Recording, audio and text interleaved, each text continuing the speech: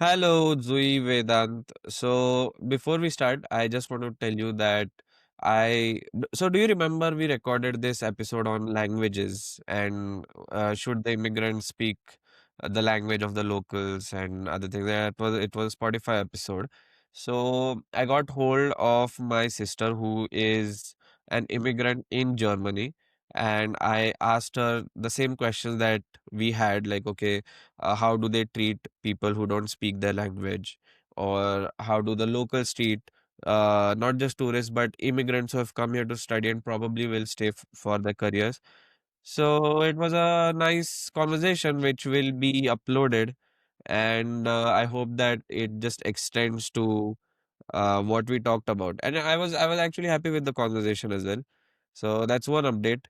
And so today, what are we going to talk about? This is an episode on the movie Dhurandhar, because there has been a lot of talk about it, and a lot of opinions flying online.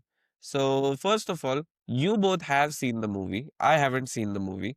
So I'm going to completely ask questions in an unbiased way. I don't know if the movie is actually good or not. I'm going to rely on you guys. So let's start. Should we start? Yeah. Yes.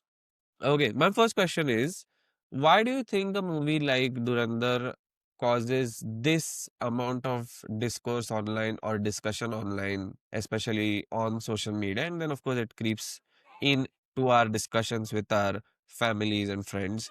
Why do you think that happens? Should I go?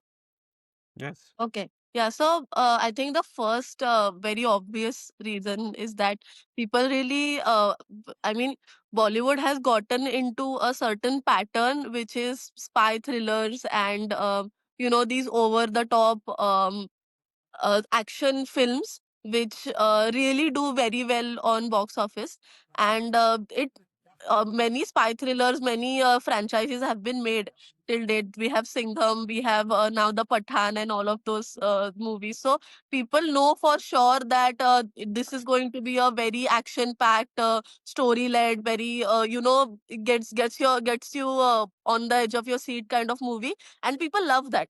And I'm sure filmmakers have definitely understood that this pattern definitely goes very well with profits. So they are doing it, and it makes total sense. So that is one of the things that people like it. So films like these are getting hit over and over again. And the second reason, of course, is that this film was especially packed with superstars who are also like who happen to be cult favorites also. Yeah. Actors like Akshay Khanna, who actually, I mean, not everyone in the mainstream might like it, might not like him as a hero, but there is a set of people, like I said, he's a cult favorite for Yeah. many. So he's one of the main actors in the film. So he has a very great following. Then we have Sanjay Dutt, of course. We have R. Madhavan in a very different look, and lately his many of his films have come out. So people have started to like him on the screen. So he's also one of the key attractions of the film. And of course, there is Ranveer Singh. So Yeah. all of these actors also pack a very great punch into the movie, and it becomes a wholesome experience for people who like, massy sort of films.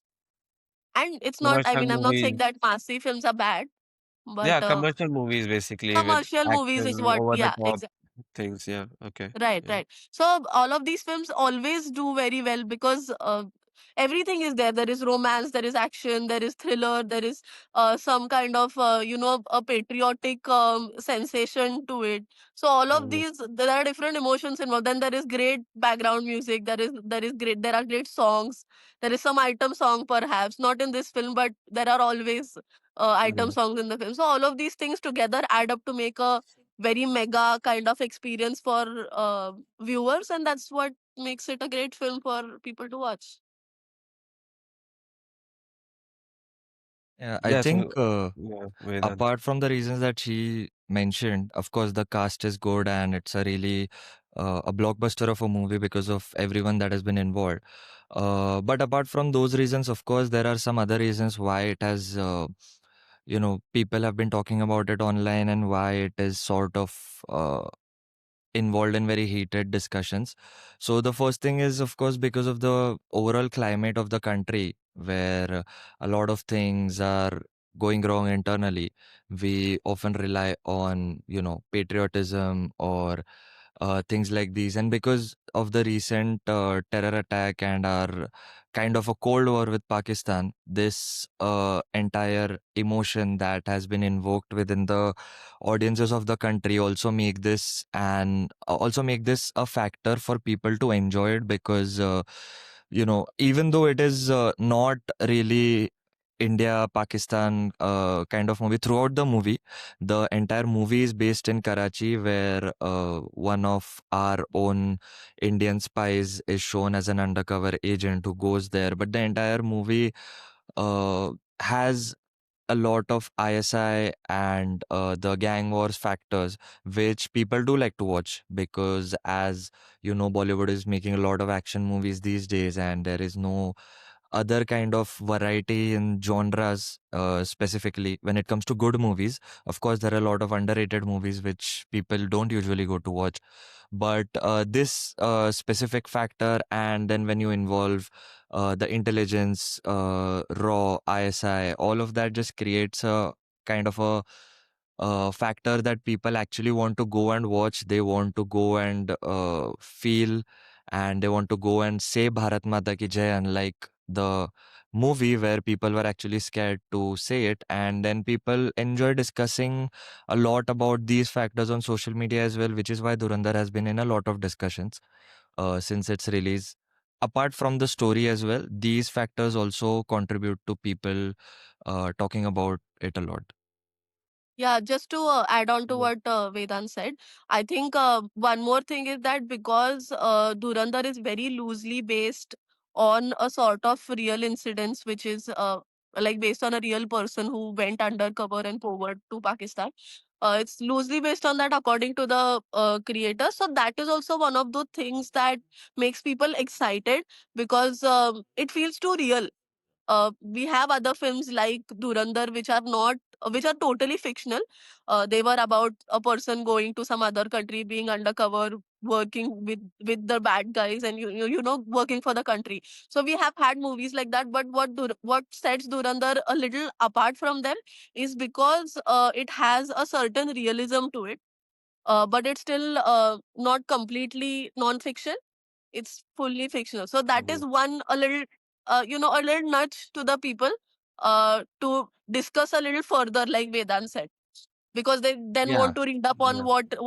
what actually happened with that person whom the events might be inspired from. So they want to know more about that person. They want to know more about the operation that he was doing, and other events that were shown in the film, which were actually events that happened in India. So they want to dive deeper, and then this creates more passage for discussion, and all of these things that are happening on Twitter, on Instagram, stuff like that. I think every country will have these top three topics that are always discussed about, like you mentioned in the last episode, macro and micro level issues. And these macro level issues are always, for different countries, there are going to be different topics that are going to be talked about often. And in India, it is about this new India and fight against terrorism and Pakistan. So this is a topic that is always talked about. And when a movie like this comes up, when a movie like Dhurandhar is released, uh, people on one side will find it to be, I think, a representation of their opinions, because the top three topics that I'm talking about will have polarization or will have division of opinions. And when a movie like this comes up, there's going to be a section of people who will feel, now I feel that I have justice because this movie is showing exactly what I feel inside. The other who do not agree with some of the issues, or do not agree with some of the points, will feel as though this movie is, um, you know, extending that phenomenon of thinking in that particular way, or in a way that they don't agree with. So they will have some other issues, and I think that then causes rifts between different ideologies, different opinions, and social media is just something that amplifies it, of course. So we saw that with Kashmir Files as well, or I think the Kerala Story movie that came up, or Chava, for example. So there's these movies made on these macro level topics who have different people with different opinions, and sometimes extremely different opinions will clash every time a movie like this is released. So I think that's also one of the reasons why this is so much like a hot topic every time a movie like this releases. Yeah. Vedan, you were, I think, saying something, or Yeah, so no, I was just saying that for like this is my personal opinion because for someone like me, I do like to watch movies or series or just read up about things that have, or stories that have been inspired or based on our real life operations which have happened in the past and how we executed those, how our army guys or the IB people actually do this without the people actually knowing anything that's going on, or what's going on, and they actually don't even get credit for it. So I do like to watch up or read up on things like these. That is why I wanted to watch Dhurandhar, and liked it because of that aspect that it was based on a timeline where all of these attacks that happened on India were shown parallelly, even though they were, I mean, there was a thin line between fiction and real life, which we will discuss later on. But I mean, before I watched the movie, this was my thinking, and that I would like to watch this movie because I personally find that very appealing. And a lot of people like me who would like a genre like this or would like to actually explore how we execute operations or what actually goes on when the agent from Raw actually go for a mission to some other country, or if it is based on a real incident, of course. And that is also another appealing factor which, makes people want to watch movies like these or series like these in particular. so what did you feel about the movie when you watched it? So, personally, I really, because the entire discourse was that, hey, it's going to be a 3.5 hour movie, and right now people's attention spans have been not, have been reduced as everyone is talking about. I thought that maybe, it'll be a drag at some point because Bollywood does tend to do that by adding a lot of unnecessary factors. But surprisingly, I was I did not feel like, this is boring or this should end at any point. I was completely hooked throughout the 3.5 hours. And if you would have shown me the second part after the movie ended, I would have probably watched it because, uh, again, because it was a commercial movie, and because I mentioned that I specifically like watching stuff like this. So that is my personal opinion on it. But apart from that, a few things were good, a few things were bad, like the background music, the soundtrack.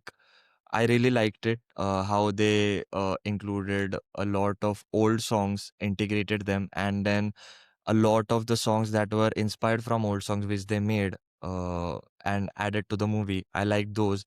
I liked how they divided the movie into chapters. And then I also, of course, the cast and everything was good, but I did not like Akshay Khanna, everyone was praising.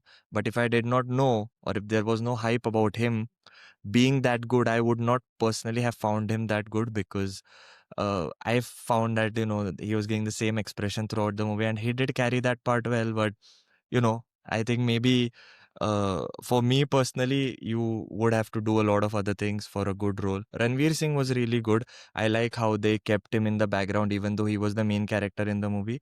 He was sort of in the background. He was not shown overpowered like a lot of Bollywood or South Indian movies where he just goes and takes on 10 guys.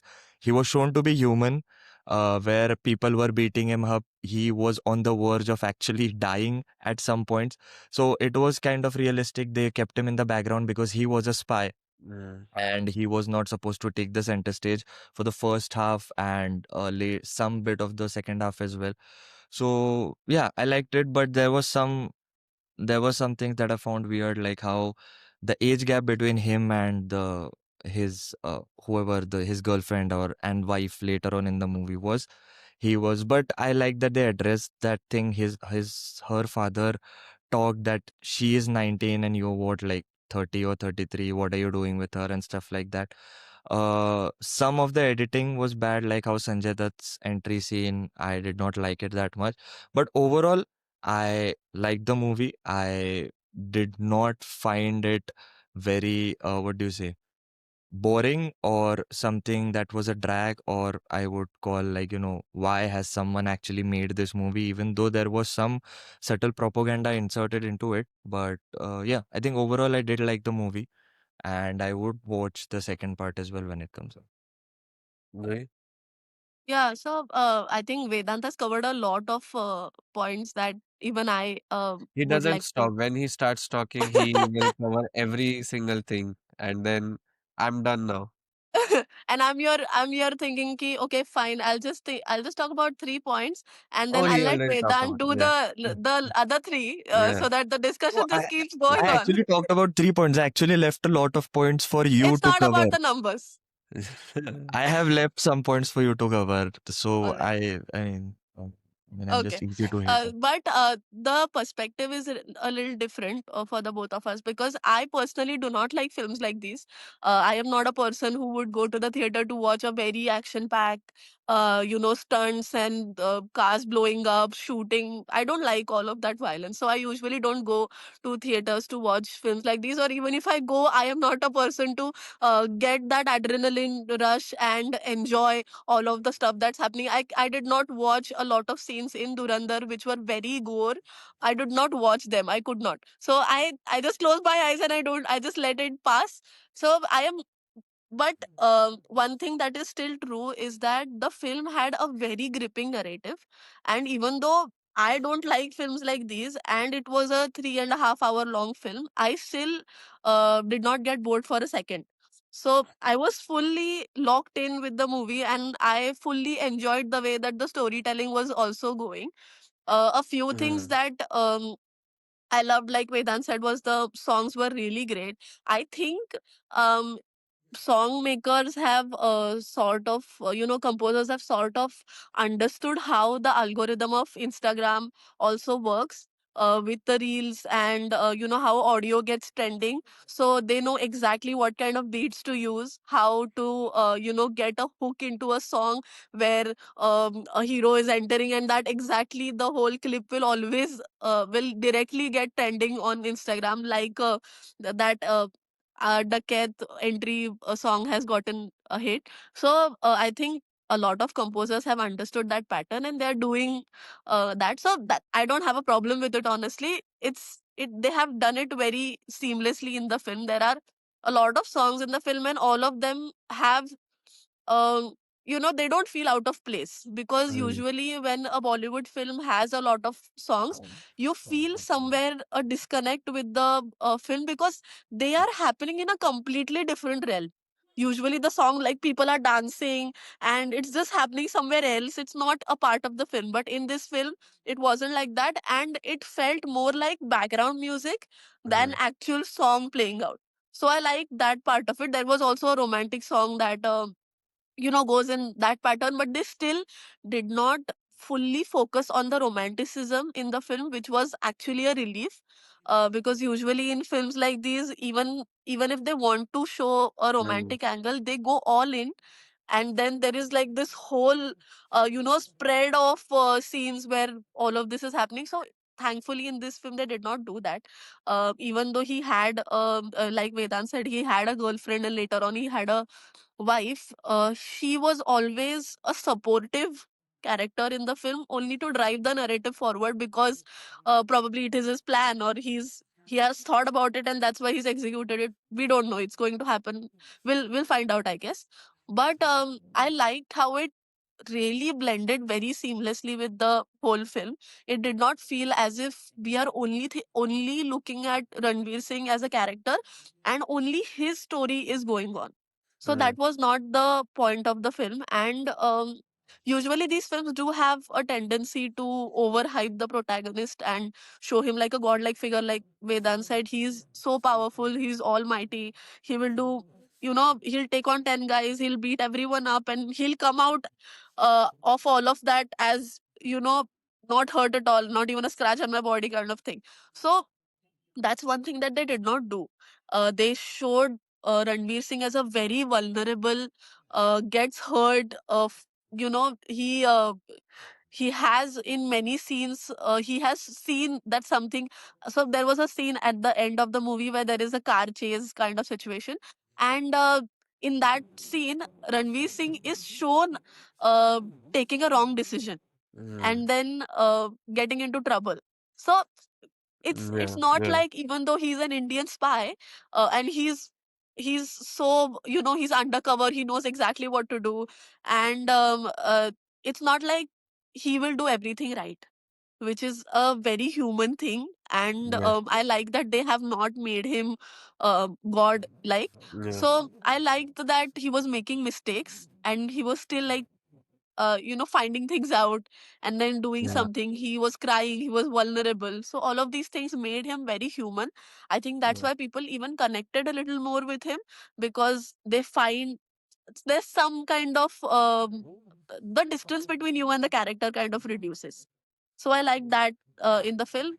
And just one thing that I did not like was that they kind of we had a discussion about this, but they kind of blurred the lines between fiction and non-fiction, which I think when we had a discussion, and Vedant would share his point on this, but when I watched the movie, I knew that there was a disclaimer in the start that said that this is not based on anything, all of this is fictional, and all these things were mentioned in the disclaimer. But then later on, when the film progressed, there were some points where they showed real footages, they played real recordings, and some of the characters were also named as they were, as they are in real life, I guess. So I think that kind of gives that little, I mean, that's what I did not like about the film, because sometimes what happens when you're showing a fictional character and then when you show something real in the film,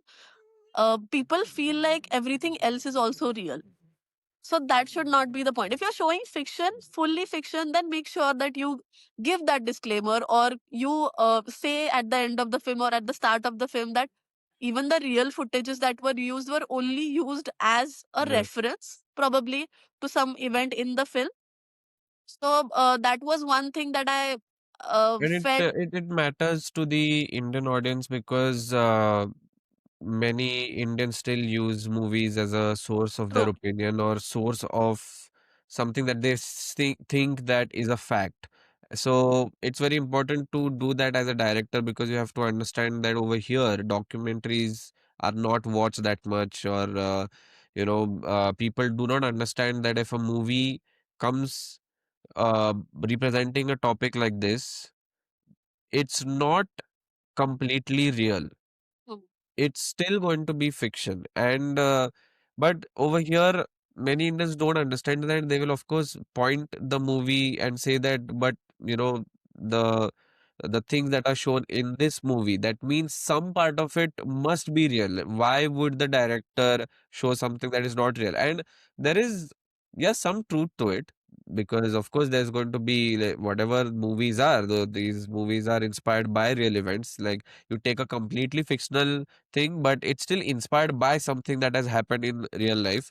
But when you point to a movie or point to a fictional thing or point to art for the source of your opinion, then that becomes a bit dangerous because you actually don't know what's true. You are choosing to believe your biases and choosing to pick this up and say if they have shown it, that means it is true.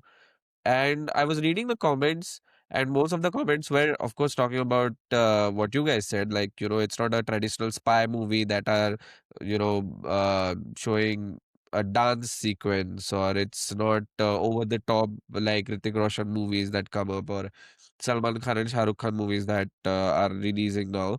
And I think that was refreshing because I think both side of the spectrum kind of agreed that yeah, as a movie it was much better, and you give the audience slightly better version of something that we crave for, and it's like completely people are like, oh, this is so brilliant. But for us, I mean, I don't want to act as an elite movie watcher. I don't know a lot about movies, of course, but because we have seen so much Hollywood movies that are actually good, even this feels like over the top because uh, when Akshay Khanna enters with the music, I still feel that if you are kind of showing a seriousness, and if you're taking, or if you are taking what is happening in the movie seriously, I mean, I'm talking about the people in the movie itself. So if the characters are taking what's happening in the movie seriously, then a villain, when he enters, music is not playing, he is not dancing, or even if he is dancing,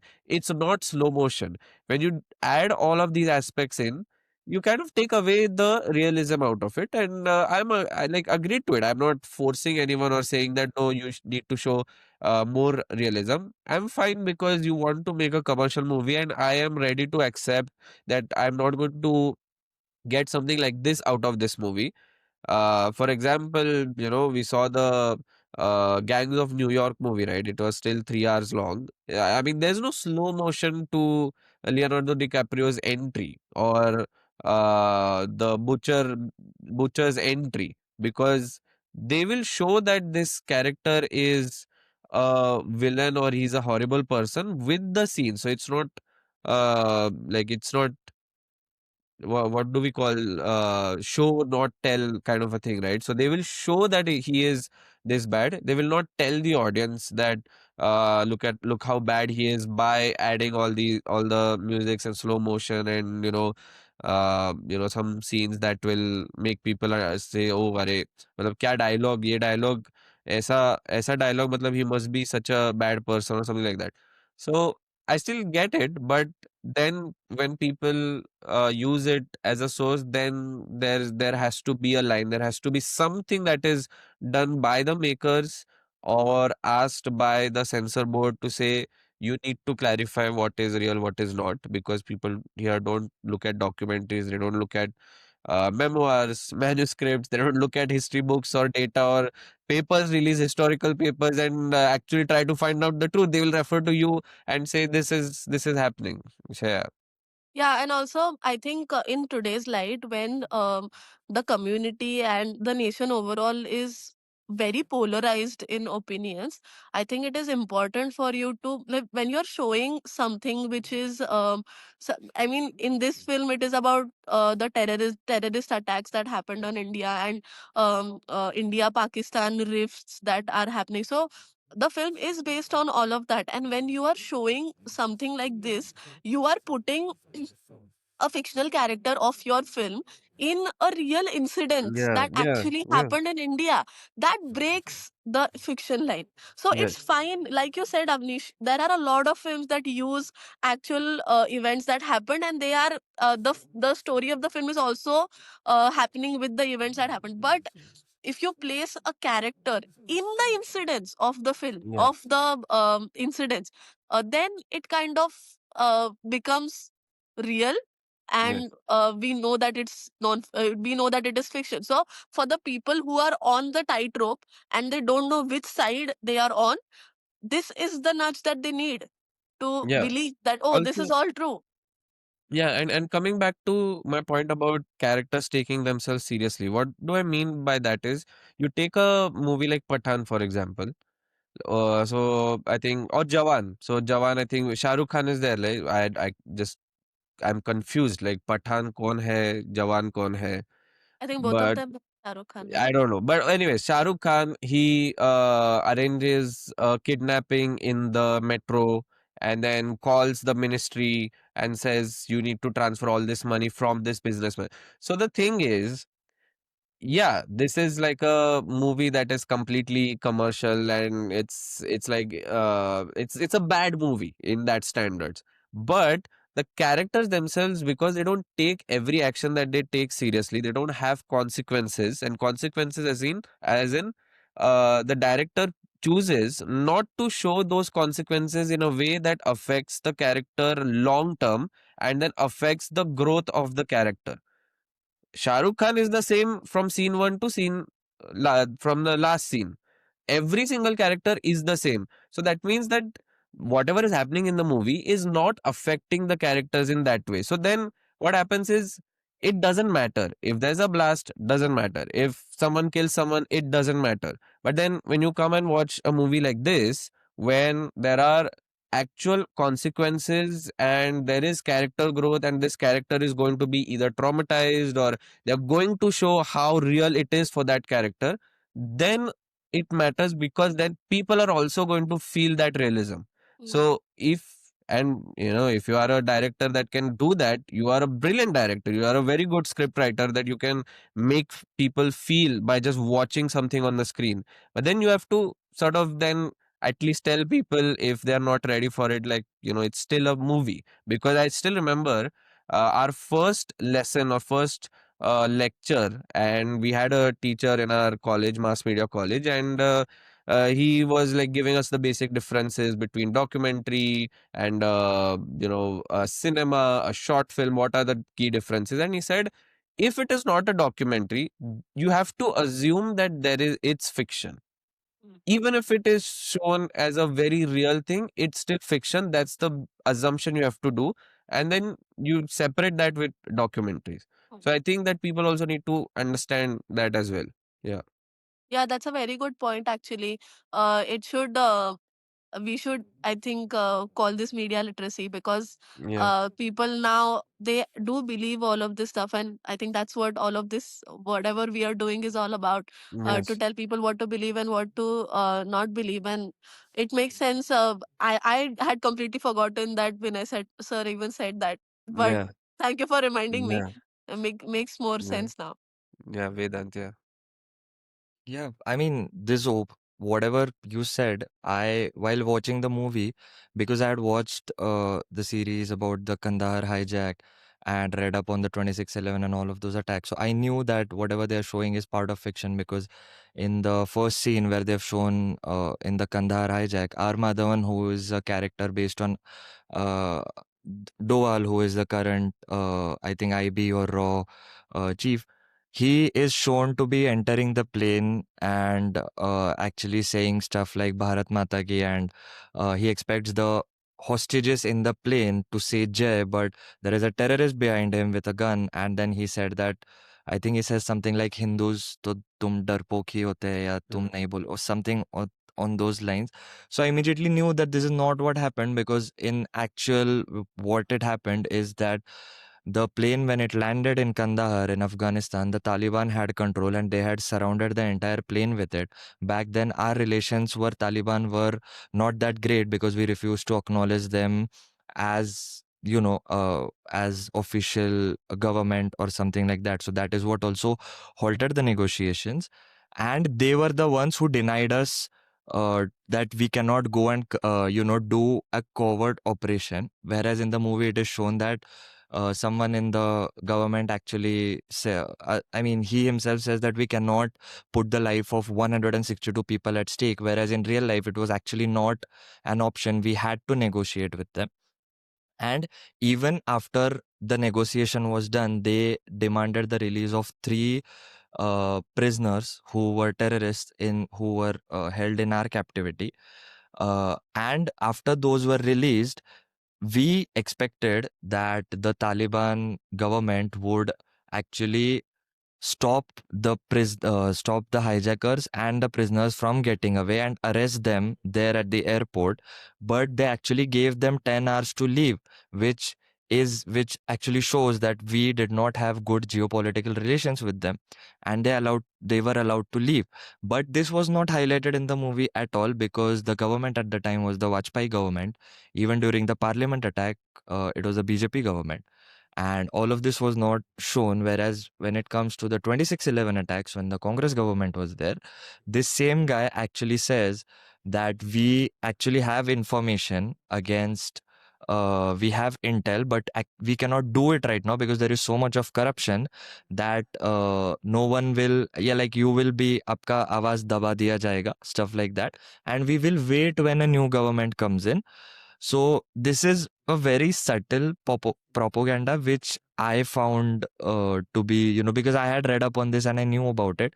So that is why I found that they should not show it in this way, because they even talked about there was a scene where the in Pakistan, the people that Ranveer Singh and Akshay Khanna are dealing with are businessmen, and they somehow find plates to manufacture 500 and 1000 rupee notes, which is shown that in India, there is, I think, some minister, the name is not revealed, the minister and his son went to collect the plates where all of these plates are manufactured.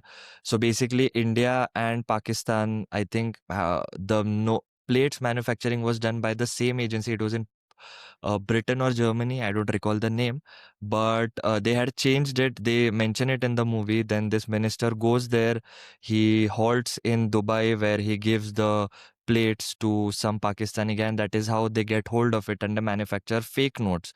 So this guy, actually, R. Madhavan, in the movie, he says that it is actually difficult to infiltrate UP right now than it is to infiltrate Karachi, which is a ridiculous thing to say because it is in your own country. That if you cannot do something in your own country and you say that it is easier to invade other country, then it just shows your incompetence while doing it. But again, this was during the uh, Congress government era, and it also shows a hint of why demonetization was good, because all of this 500 and these 1000 rupee note scam was taking place. Yeah. And specifically by mentioning UP, they also want to show that maybe in the future, now when Yogi Adityanath has come into power and how he has reduced crime, he is basically saying that he somehow predicts it in that movie that the government will change, someone good will come in charge, and that is when our intel that we have gathered right now, we will use it 4 or 5 years down the line to actually do something good out of it, which is a ridiculous thing for any officer in our ranks to say. And if you are saying this, then you should not actually be there to serve our country. If your duty to protect the nation or its citizens depends on what government is in power, then you are not the right person to take care of us. This is the part that I actually did not like. The part that was shown where the real life incidences were shown, I was fine with it, because while watching it I felt that they're just establishing a timeline where this 26/11 attacks are taking place, this Kandahar attacks are taking place, that is why we had to send a spy there and stuff like that. But again, when this is coming from me, who, as you said, we are not that elite group, but we actually maybe go and research about a movie after we watch it, find out what the facts are, what the fiction are. But we cannot assume that for the rest of the population or the rest of the audience, who, as you said, that take movies as sources for whatever opinions they have. So yeah, I after thinking while watching the movie, I did not find it, that problematic. But maybe after reading stuff about it online and thinking about it, I thought that maybe you should not take fiction like. Of course, the fact that they mention that this movie is a fictional movie based on real life incidences is because no one can question them about it. Like if you go and ask them that, hey, this real life incidents, why did you show it that way? They'll say that it's fiction. But if you go and ask them that, hey, it's so fictional, then they'll say, no, but it's actually based on real life incidences. So it actually does have some kind of significance. So it is kind of a loophole that the director can use if someone Yeah. questions him. But there should be a disclaimer that, uh, you know, at the end of the movie or at the start of the movie, you laughed when I said this, but I was actually serious, that if you mention that whatever scenes are, whatever scenes are actually real, where the tapes are being played or the names of the actual terrorists are being revealed, are actually taken from actual reports that were published or carried out by our intelligence agencies. The rest of it is all fiction. And if you want to know more about it, we urge you or we encourage you to go home and read about the actual reports or the actual documents about when this incident takes place. So if a director or someone puts out a disclaimer like this instead of a disclaimer that this is a fictional movie based on real life incidences, maybe it will help educate the audience even more. And then when discussions like these take place around movies like Dhurandhar, when we are discussing and we are trying to educate the people or trying to teach them about media literacy, it will actually help bring that more into India, because more than the filmmaker's job, it is, of course, the audience's duty as well to research what is like, we just assume because we live in India that the audience is this way and we should do things according to the audience, but it is also the audience's duty to, like, read up and see what is real, what is not, and then form an opinion about it. So it is also important to tell the audience by the filmmakers and by the other people that, hey, this is your job, you're supposed to do this, you cannot take whatever we show as your complete as a fact.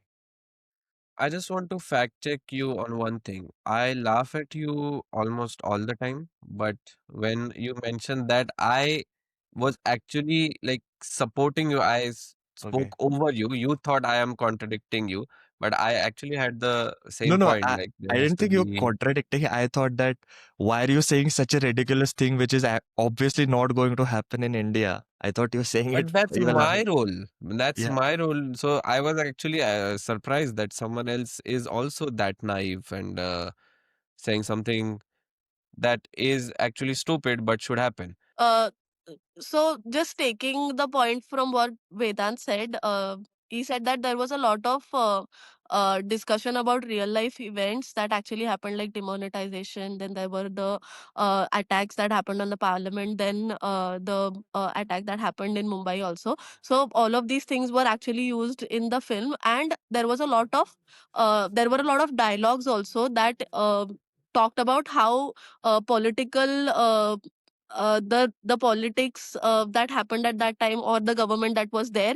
and how the government's incompetence was why the attacks happened. So there were a lot of dialogues that suggested these things. There was also another dialogue by Ranveer Singh in one of the scenes where he said that I had already given the intel, but why did this not happen? So a lot of subtle, I won't say, actually it wasn't that subtle, it felt very direct to me, Yeah, but maybe for I think what you want to say is that we have seen a very spoon-fed mm, propaganda in other movies, so it wasn't that.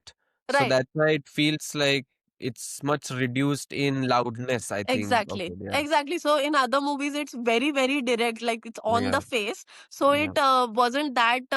It in this movie, it wasn't like that. But for audience such as us, where we know when a Yeah, propaganda kind of narrative yeah. is being played, we just know. So we knew that that stuff was happening, and now I would like to get to my actual point. That there were a lot of film critics who talked about this. They talked about how this film was also sort of a propaganda film. Yes, when you look at it from a bird's eye view, it does not seem like that, because it does not follow the same framework that is set by Mhm. the actual propaganda kind of film. So Yeah. it does not follow that framework, but that does not mean that there was no propaganda. And that's Mm, why I'm glad that we discussed the things that show that point towards what kind of propaganda the film was trying to promote. mhm, And many film critics who talk about stuff like this, and who make sure that they talk about the freedom of expression. At the same time, they also talk about how an expression through film affects people's narratives and affects people's opinions based on what they see in the films. So these critiques were heavily trolled and heavily harassed on mm. social media by people who, I would say, are not aware of the reality that these films carry, and what kind of impression that is left with the audience when they I watch will out of the save film. you and label them convinced of right-wing ideologies. Yes. We can say that. Yeah. Okay. Whatever Avnish said. Yeah. Uh, So these people, they really harass these Yeah. all of these critics on social media, and social media is a place to be harassed. For Yes. when you say your opinion out loud, and it is their job, so that's even more saddening, honestly, that they were just doing their job, and it's not that they had reviewed a film or critiqued a film for the first time, which was a mass favorite. It's not the first time that this has happened, but of course, for a film like these, for a film like Dhurandhar, which is, it has a patriotic kind of angle to it. It involves the nation, it involves the terrorist attacks. This is what the actual problem with the film is, that because all of these things have happened, a film critic cannot critique a film Yeah. because it shows stuff that is so Yeah. Yeah. heavily patriotic. But Yeah. the film critic is just doing a job because that critic is looking at a film as a film Yes. and not as Yeah. a Yeah. demonstration of real events. So they're not trying to critique real events or real things that happened in real life, but people don't understand that. So and I'll just continue to that point because as an audience, we are not film critics, we are Hmm. film lovers. So Yes. we can lower our standards when we talk about a movie, but if someone's job is to criticize movies, they can't lower their standards based on the context of the films. They will still look at every film at an angle of filmmaking. Hmm. And if the film does not involve those fundamentals such as character development or storytelling or sequencing of scenes or lighting or the angle of the scene, they will talk about it. So, I mean, yeah, I totally get it. They can't lower their standards. Yeah. But Mm. there is also this one point that I mean, this is what I saw. Uh, Apart from like I read a lot of the reviews on the Hollywood Reporter and the Indian Express, or people who are criticizing the movie.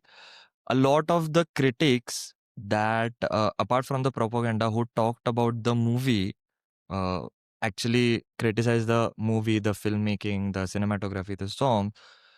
I mean, I don't know. I actually found it funny that they were the same people who had actually praised movies like Pathan and Jawan, like they are such good movies, and a lot of their old tweets or their old reviews about those kind of movies started coming out.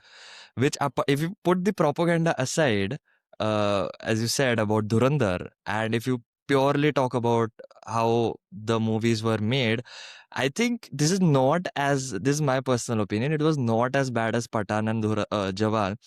And I think it is also this hypocrisy that maybe just because it's a superstars movie, Shah Rukh Khan has made a grand comeback, you then maybe praise that movie, which was not.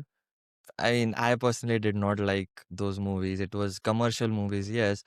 But then if you downplay this movie, then it just gives audience the sort of content that they're looking for to criticize you. Of course, the part about where they attack and troll and completely harass them on social media is wrong. But I also saw some people actually pointing out this hypocrisy, which I found funny personally. But yeah, again, that just shows that you should not again take the opinions of film critics or anyone who gives something like that about a movie. You should have your own opinion based on what you actually watched and Yeah. what you felt about it. And I do agree with you on that. That is not as reduced as films like Pathan or Jawan. But I think my main problem is with the people who are, going at the people Yeah. at the critics who are saying that it is a propaganda film, because it is a propaganda film. You Yeah. cannot escape that reality. Only by just by saying that it's a propaganda. When a critic says that, you cannot just go at them and say that, oh no, you are an anti-national, or you don't care for movies, or oh, when this other movie came out, you did not say all of that. That does not make sense, because a critic actually is only giving their opinion, and entertainment is always subjective. Yeah. So what I have how I look at it is, there are some critiques that I actually like, because every film that they have recommended and every film that they have talked about, I have had the same opinion. So that is how we actually do follow critics, right? So if you don't like their opinion, you follow some other critic. That's my whole thing, because their job is, yes, they actually do give some technical points, but for audience, the film is always an emotional thing. So emotions are subjective. That is that is not something that you will always align with someone else. So I don't like the whole trolling thing that happened. I think the board actually did take this into consideration, and they condemned it. There was I think we will I need to read up on that, but I read something on this. So yeah, this And right also, kind of wave is and also, I think so. When I look at an opinion or like someone working professionally to criticize movies, etc., it doesn't matter to me whether they have like praised some other movie or they've been a hypocrite because they talk the same thing. I just look at what they are saying. Is it logical for this movie? Hmm. Now, if it's not, because for me it's very easy to spot that bias, or it's very easy to spot illogical reasoning for that opinion, and then I say, okay, I don't feel there's a objective logic is very difficult to have, but in some aspects where I don't know enough, I will probably say, all right, I mean, maybe he's right, maybe not. And I think the either the angle or the confusion or the disappointment that comes when someone reads a review or like a tweet or whatever it is, it stems from the urgency to make a decision of whether liking a movie or not liking a movie. I don't think people like to say, I have no opinion right now. I like the movie. Some of them told me it's a propaganda movie, so I don't know. I mean, it's still a very legitimate opinion to have. But people don't, it's very difficult for a lot of people to say that because we are sort of pushed into this urgency, right? You need to make a decision because when you don't make a decision, you're not picking a side. Whose side are you on right now? So that's one thing, and it also stems from holding something that's not yours very close to you.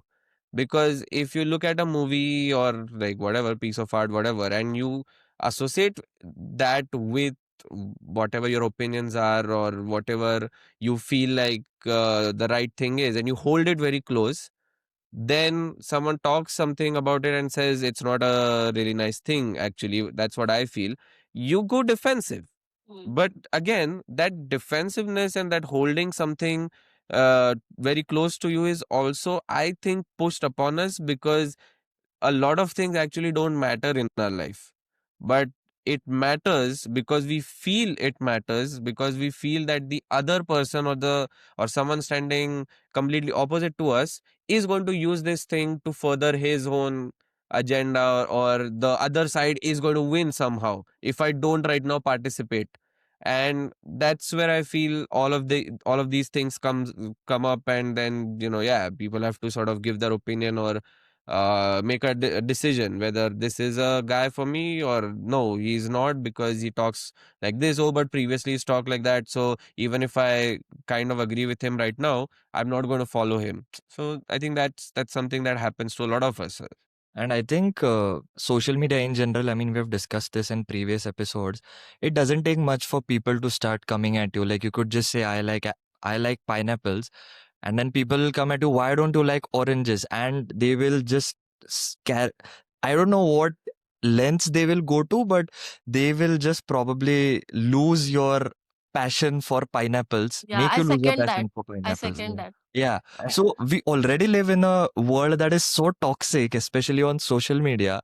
And then when something like this comes out, it's just becomes so easy for these IT cells or whatever you like to call them, this specific community who goes all out to assassinate the character of someone, or just give them death threats, or just bring down the significance of their entire career and reduce it to nothing. So it's just, I don't know, it's just so easy nowadays. I mean, we have discussed this, but again and again in every new episode that we do, this topic does come up, and it is sad how this reality actually affects a lot of Yeah. people. Yeah. Yeah, I think we are done at 58 minutes. So, yeah, There's just one thing I want to add. So yeah. in this movie, I don't know if you've heard about it, but the guy that Ranveer Singh initially goes to, he's selling something called as a doodh soda. and I got really curious by it. Like, does it actually exist, or does it only exist in Pakistan? Or have you guys heard about it, or do we have it here? No, Or I where haven't. can we try it? I haven't heard of Doodh Soda, but it actually sounds really good. And it was in all flavors: pineapple, watermelon, strawberry, all sorts of flavors. But the concept of doodh and soda, it I don't know. As a Yeah. like, it's If just if people make something out of this movie, I think then this should be picked up and then this should become a reality. the movie is a doodh soda. Yeah. Watermelon Doodh Soda. That's a nice thing. All right, are we done? Any more preaching to be done from you guys? That's enough for today. All right, so we are done, and thank you for joining me, both of you. Love the conversation, always good, and hopefully we get more movies like this so that we have more content to shoot. So, all right, thank you, and if you all enjoyed this episode, do subscribe, and we will meet until next time.